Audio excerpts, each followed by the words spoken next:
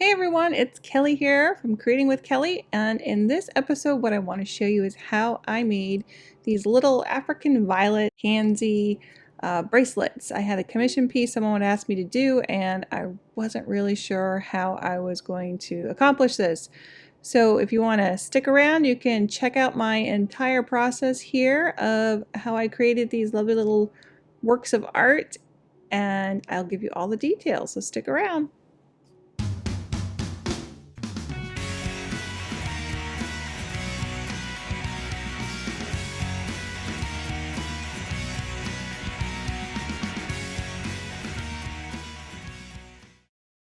So hey everyone, I have already pre-mixed my resin here and I've tinted it using some Snowcap white. And if you want to know how I'm doing this entire process of resin jewelry, I do have a full online course that you might want to check out, and I'll list that down below for you.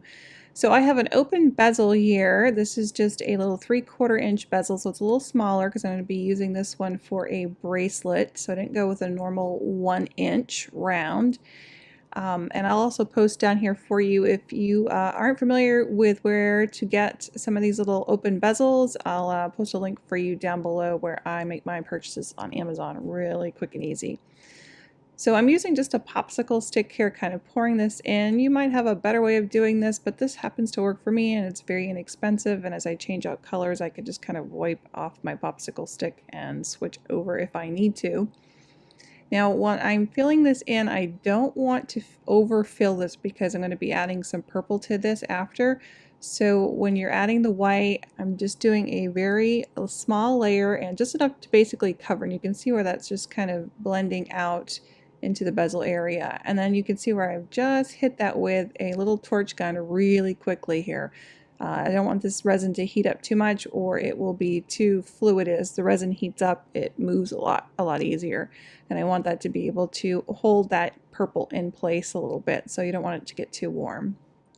So I have my purple mixed up here as well. Now I happen to use for this one Bombay inks rather than the alcohol inks for this because I wanted to make sure it was a real deep color purple, but you can also use alcohol inks. Just test your inks depending on which kind you're using. Some do tend to fade with the torching process or the resin process. I'm not sure if it's a chemical reaction or a heat reaction, but I've had it happen to me, so I usually test that out before doing it. So I know that with the purple here with the Bombay, they do not lighten at all. So I am just kind of putting this in with a toothpick. And you can see here I'm trying to layer as it drops, that biggest drop comes at the beginning and then it gets a little smaller as I move that into the center. Now you really can kind of play with this and adjust, and it takes some practice. You can get better and then you can get worse, and then you can get better again while you're making them. So I've done 6 now. This is my second batch of 3. And the first batch looks totally different than the second batch. The second batch tend to move a little bit more, and I think it's because I had that resin heated up a little bit more than I did on the first set here.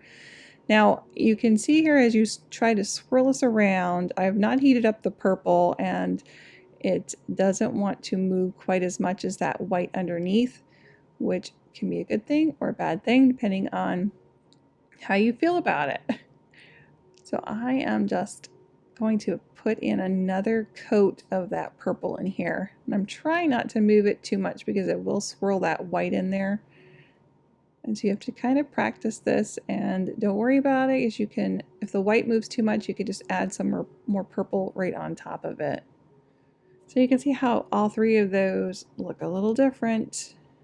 And as I adjust this here, it's almost like, drawing with a pencil as you try to maneuver those colors to where you want them.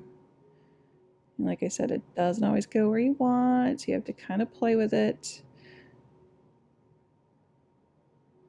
You can see where you get that little white swirl in there. I'm trying to spread out that purple a little bit more and bringing that into the center. I have a little bubble on that one there, I can see it. I'm going to take a little, instead of the torch to this, I'm going to actually use a little lighter because I don't want that to heat up, like I said, too much. is I don't want it to run, because that's what will happen if that resin gets overheated. So I have a little bit of white here, and I am putting in way too much. It's a little bit of an overload here. So we're going to kind of work with that. Might as well do it on all three so they look similar. So now I've gone ahead and mixed up some yellow. Now for the yellow, I could use Bombay ink, I could use alcohol ink, but in this one I wanted to see how all three work together, so I chose to use some high flow acrylic inks for the yellow. And that is more of a opaque color, so that really pops out. Now if you find that you have alcohol ink and you are adding it on top of the purple, because it's more transparent, it might blend a little bit more. So if you add a little white first and then drop the yellow on top, that seemed to work a little bit better for me when I did it on the other ones.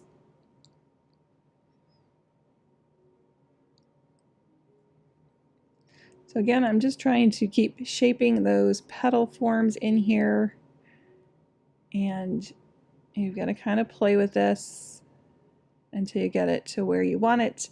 And sometimes when you get it where you want it, you add the heat to it and it changes a little bit. So you've got to be really open to this, and you have to kind of babysit these. If you go back and check on them in, you know, maybe 5 or 10 minutes, you can see if any of that ink has spread, and you could go back in and just do some adjustments if you need to. So I'm just taking the tip of that with that yellow and just kind of very lightly pressing on, just trying to get a dot in there. Now you could also use, which I'm just thinking of it now, you can use one of those embossing tools. Those would work really well because they have that little dot on the end of it. But again, I'm using something disposable. Toothpicks are easy. You can go through a bunch of them if you need to. You don't have to worry about the resin hardening on there if you forget. Because as you know, when you get into stuff, you're into the process, and sometimes we forget. And I ruined many brushes that way. So I'm going to add just a little bit more of that yellow on there. Now you can see where it really pops out where I have the white, and I just did a little drop of yellow going where it wasn't supposed to go, but that's okay. Again, you got to be kind of open to the process. And just another little drop in the center here. So I won't bore you with the rest of the details here. We will skip ahead, and like I said, just kind of play with it and get it to that shape that you are happy with.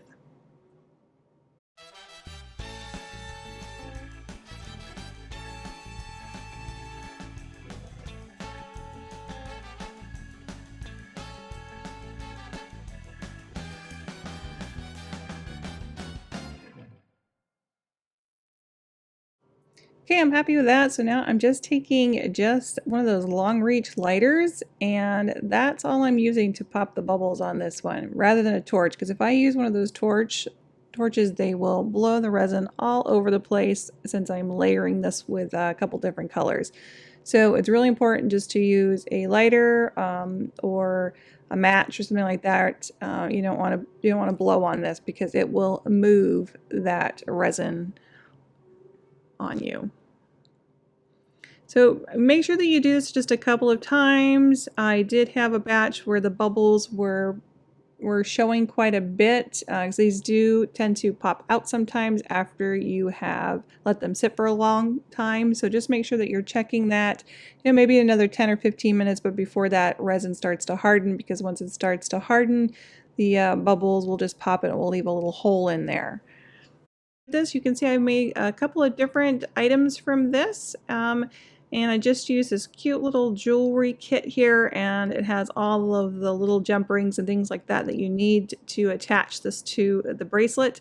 And then I found these really cute little charms that I think I'm going to add to these as well, and I'll put a link down there for you below on that. So next week we are doing coasters. And save your lids. And that's all I'll say about it. So we'll see you next week. Make sure you hit that subscribe button, like, and share. Thanks so much. Bye-bye.